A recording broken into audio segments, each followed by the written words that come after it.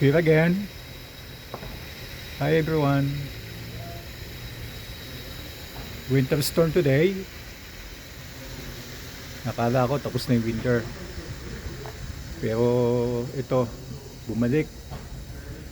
Ang winter storm po ay kombinasyon ng ulan, snow at wind chills. So pag visibility today, it's very dangerous po magbiyahe ngayong araw na to. Kasi nga po ay hindi mo halos makita yung daan. Delikado sa pag-drive ng mga sasakyan. Nandito ako sa isang building at sumilong ako. Ayan. Grabe. Snowflakes.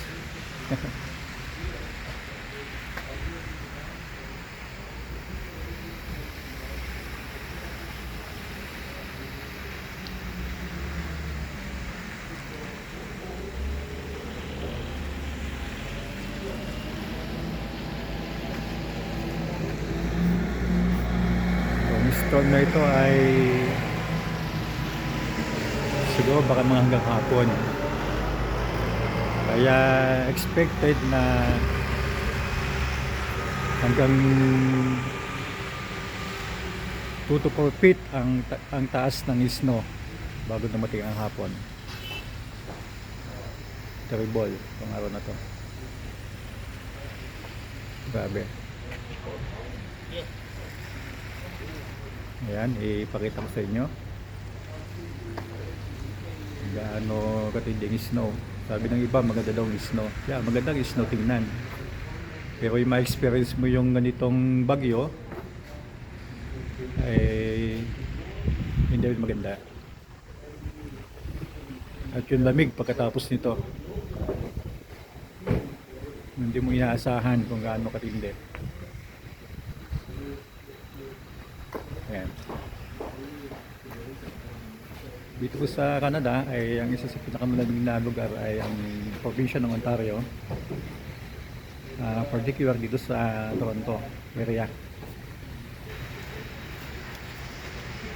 At dito sa parting Alberta, Calgary, doon ang pinakamalamig na lugar ng Canada.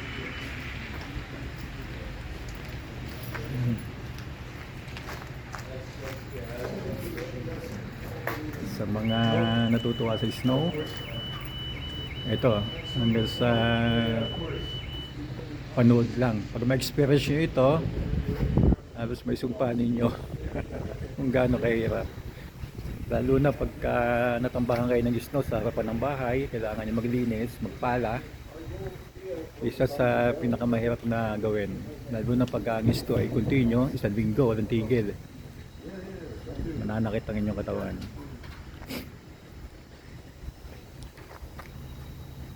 Ayan, walang tigil at papalakas ng bagyo. Wow.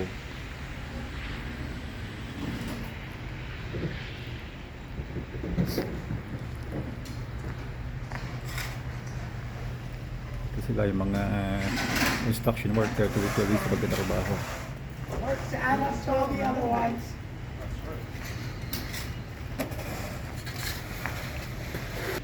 Yung lamig dito ay sa Toronto ay minsan naabot ng negative 30, 35, minsan daw nag 50. Siguro mga ilang dekada na nakaraan. Pero sa parting Alberta ay pangkaraniwan na yung ano doon, yung lamig na negative 40, 50. Ganun katindi. Yung maglagay kayo ng bote dito sa labas, wala pang ilang minuto, pwede nang sumabog yung bote. Sa tindi ng lamig. Oh my God. What's happening?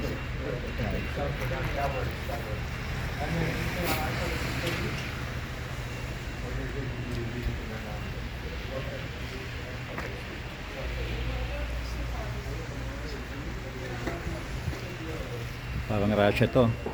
Alam niyo sa Russia, inabot to ng negative 70, 75. halos doble ng lamig dito sa lugar ko. O dito sa Canada.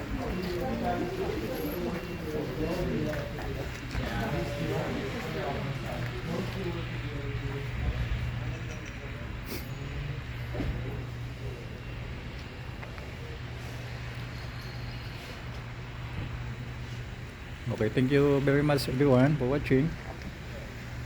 Paki-subscribe po ng aking video.